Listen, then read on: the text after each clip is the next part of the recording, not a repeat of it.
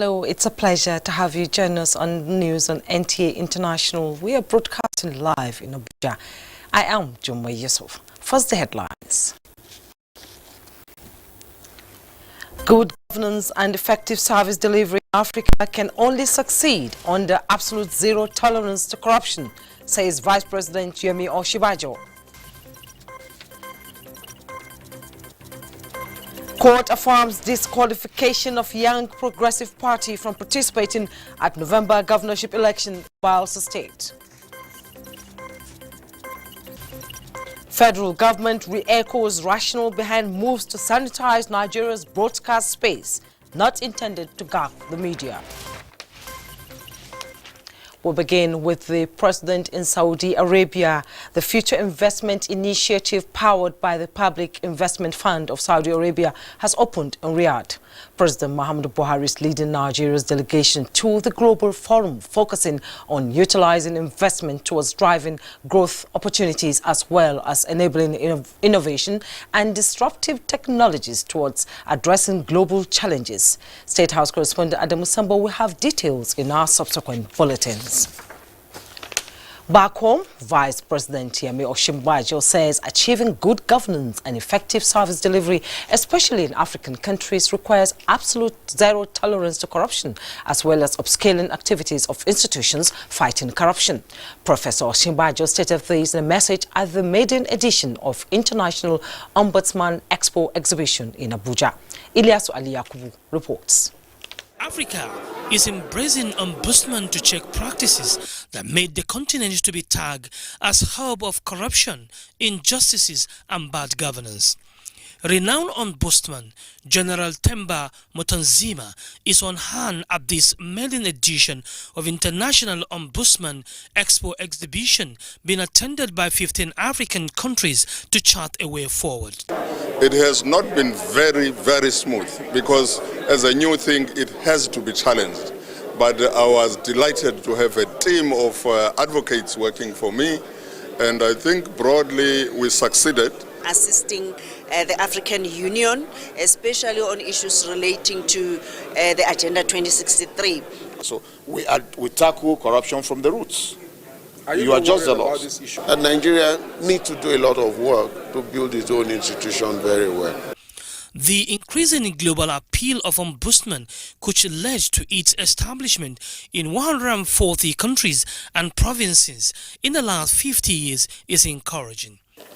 The concept of good governance is not only about form, but also about the quality of governance. In this regard, the government of Nigeria places high premium on good governance, anchored on the building of strong institutions and anti-corruption.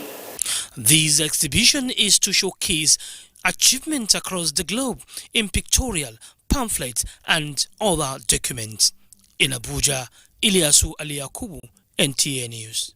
Away from the presidency to other matters, it is their duty to check fraud and embezzlement in organizations. And the general fight against corruption, as championed by the present government, seems to be giving them more impetus to act. Olushe Adebo reports on the 2019 National Conference of these professionals who converge on Nigerian Television Authority to sharpen their skills. Auditors have been the financial police, preventing, investigating and detecting financial misappropriations, fraud and other irregularities in organizations. The high rate of corrupt practices and financial recklessness in the country was partly attributed to inability of internal auditors to do their duties effectively. The fact that no organization is immune from fraud, internal auditors from all NTA stations across the country are holding a 3-day conference to ensure that, as a front-runner in the anti-corruption war, the authority also gets its right. I want to assure you that at the end of this conference, participants will go back fully educated and equipped to tackle that monster called corruption. The team Financial Management and Fraud Investigation spells out clearly what they want to achieve, and the Director General's message was the tonic they needed to rid NTA of fraud of any kind.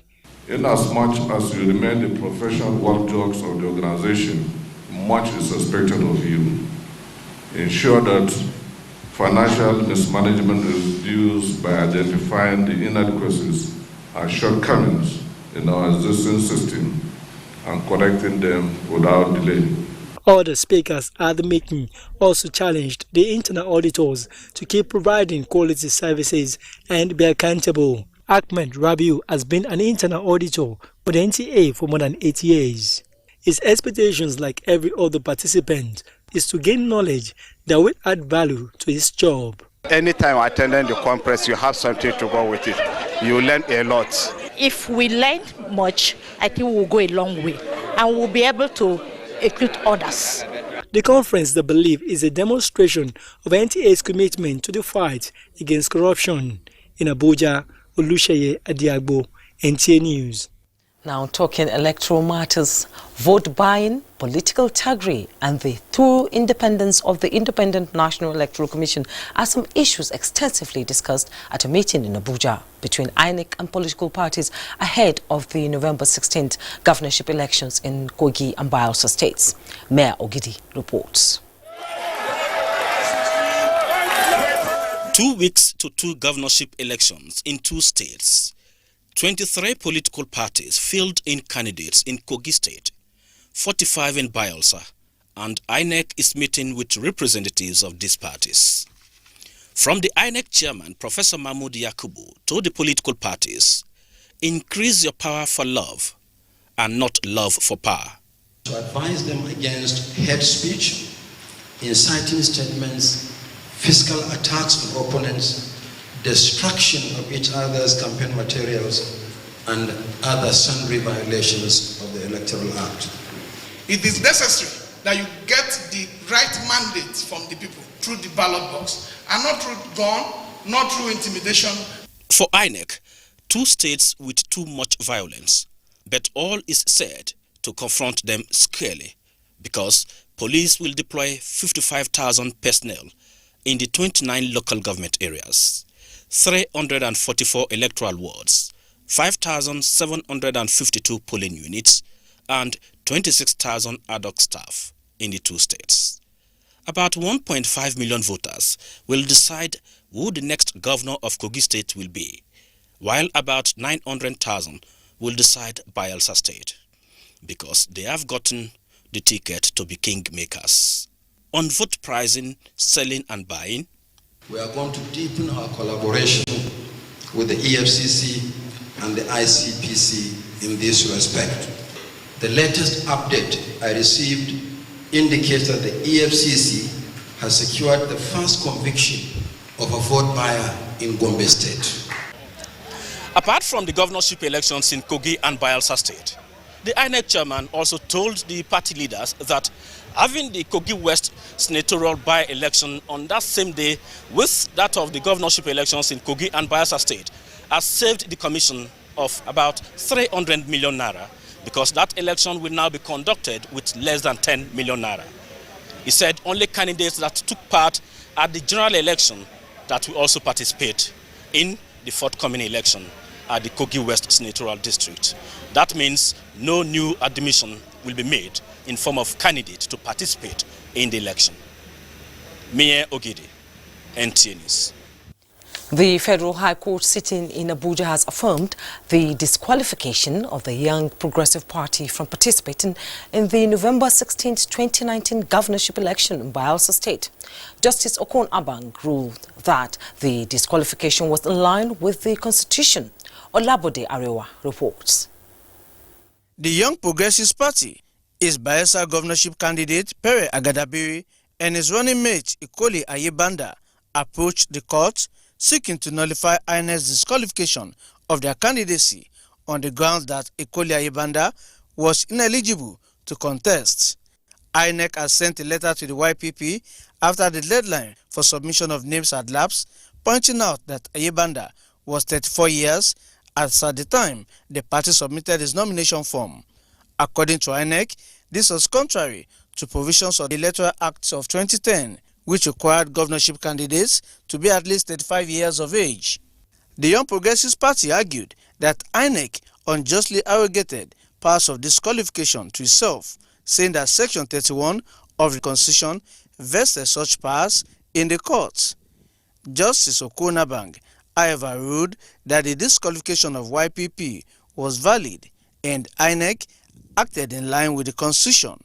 The court also held that since it was a joint ticket, the disqualification of Ikoli Ayebanda also invalidated the participation of Pere Agadabiri and the YPP in the coming Bayelsa election. We are not really satisfied with the judgment, and we intend to take the necessary steps in line with the provisions of the law. When we consulted our clients, so we'll know whether we are going on appeal or not. A cost of 100,000 naira was awarded against the plaintiffs. In Abuja, Olabo Darewa, NTA News. Information and Culture Minister Lai Mohammed has re-echoed the rationale behind the presidential recommendation to sanitize the nation's broadcast space. The minister stated this at a media briefing, saying, contrary to insinuations, the federal government is not out to gag and stifle the media. Anthony Forson reports. Recommendations will ensure independence of the regulator from political interference, particularly with respect to the issuance and withdrawal of license and review of the NBC Code and extant broadcasting laws. There is also the upward review of fines from 500,000 naira to 5 million naira from breaches relating to hate speech, inciting comments, and indecency.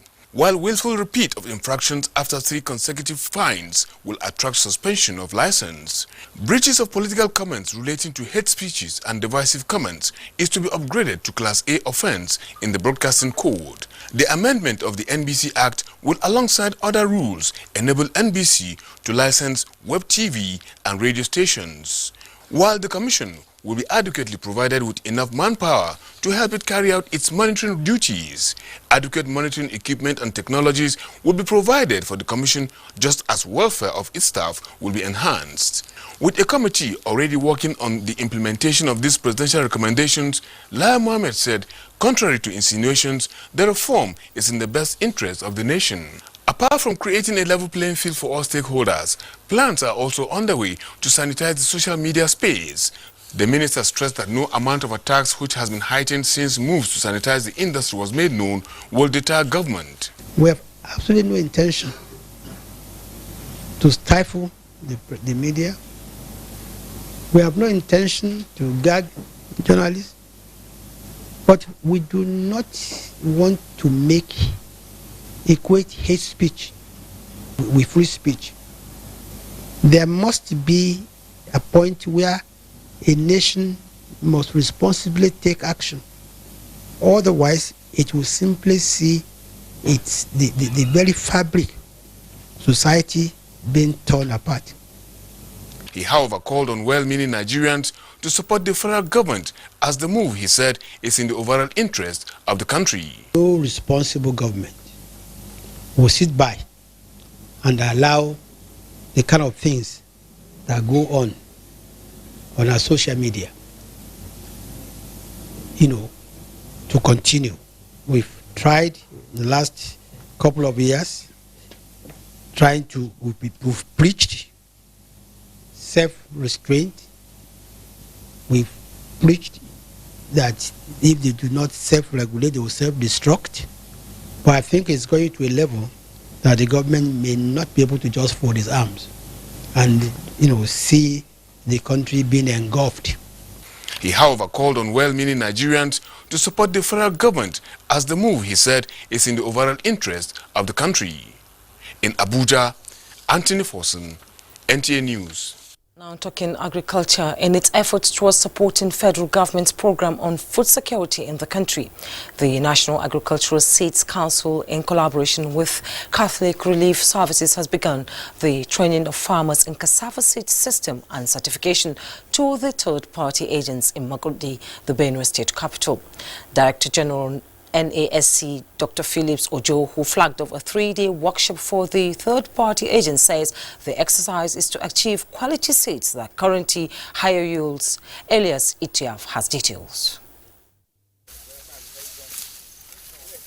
Cassava and its products, according to experts, is a prime crop in Nigeria, and the development of an efficient certified seed system for this staple crop will boost its production not just for local consumption, but also for export. The workshop had participants trained on issues such as activities of village seed entrepreneurship, importance of cassava seed certification, seed tracker, planning and maintenance to meet both national and international standards.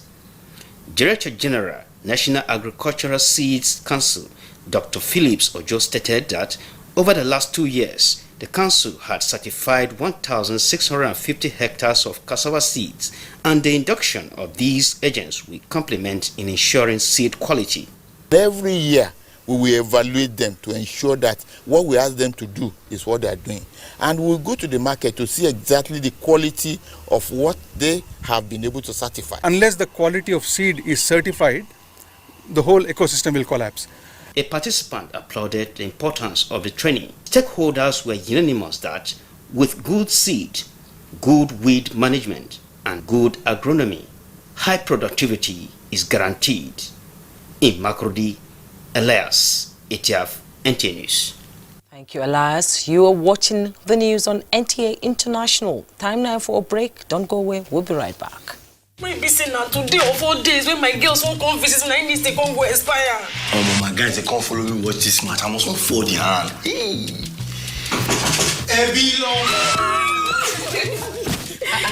Babe, what's happening now? Sorry to disappoint you, but my subscription don't expire.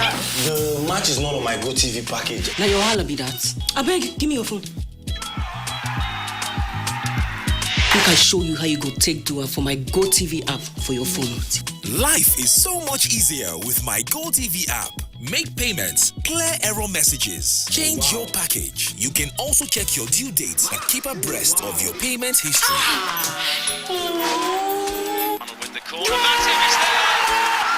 The new My GoTV app is everything you need in one place. So what are you waiting for? Download My GoTV app now from Google Play or App Store to enjoy the easy life. GoTV. NTAI has gone mobile.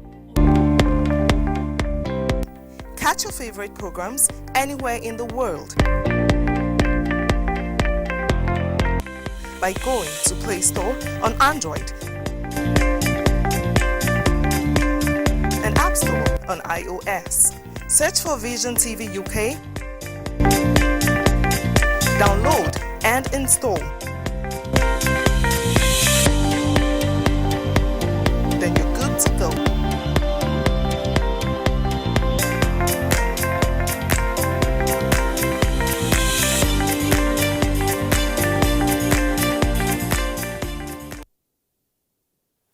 Thanks for rejoining us. Now for stories from the business world, let's join Onegi Fiveface.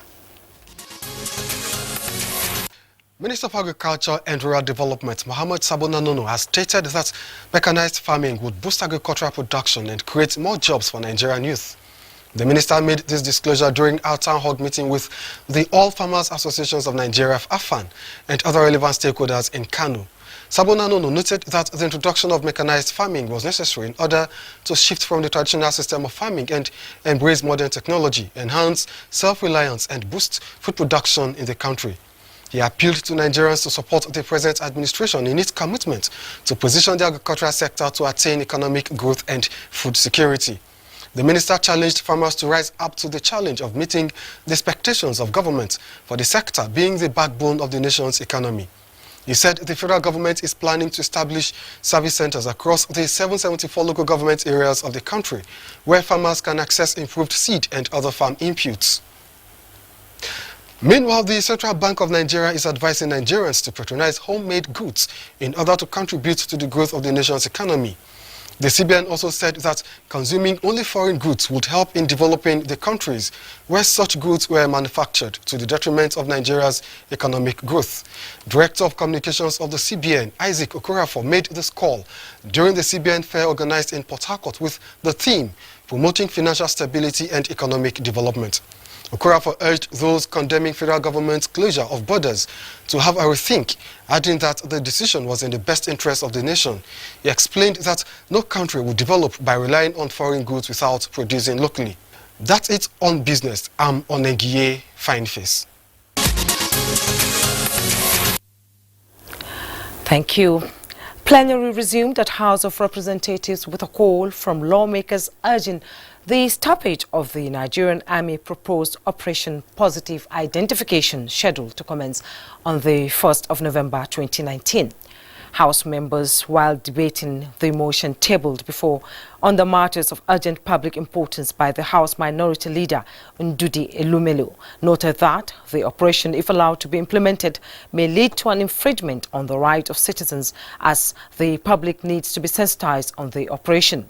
The lawmakers therefore suggested wide consultation and urged the President to do a review of the situation, while the House Committee on Army would liaise with the Chief of Army Staff to develop what the House calls a pro-people strategy of combating crime. Meanwhile, the Speaker Femi Gbajabiamila at the commencement of the sitting commended House members for their commitment and zeal during budget defense in order to meet deadline. Details on this and more in our subsequent bulletin. Cases of human activities contaminating water bodies in Nigeria are fast becoming national emergencies requiring definitive action. Onengiye Fineface reports on the latest efforts underway to control water pollution and mitigate its impact on the environment. Foreign news is next.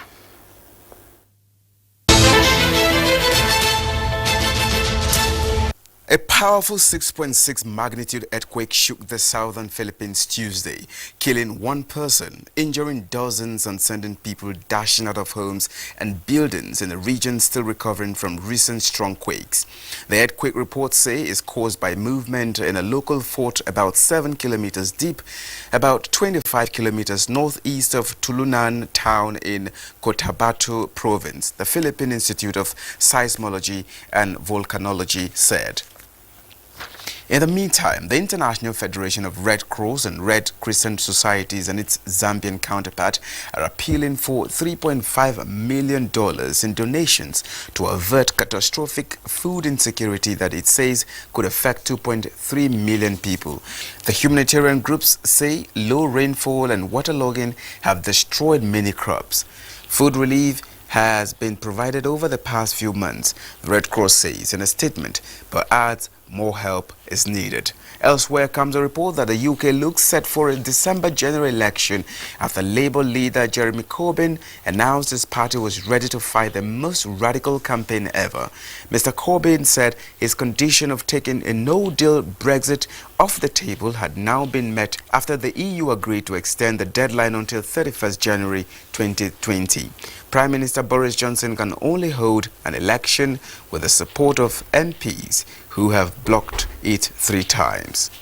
Justin Bemuni, NTA News. Sports Minister receives report on review of Nigeria's outing at Doha 2019. Kene Ima Abudike has more on Sports Update.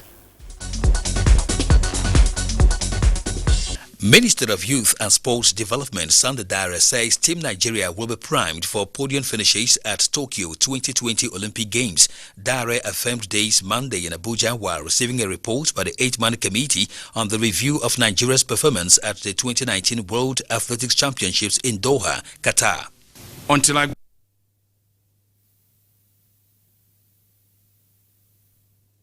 We apologize for the loss of sound in that report. Just before we go, let's take a look at the weather prospect for Wednesday for Nigeria and other cities of the world.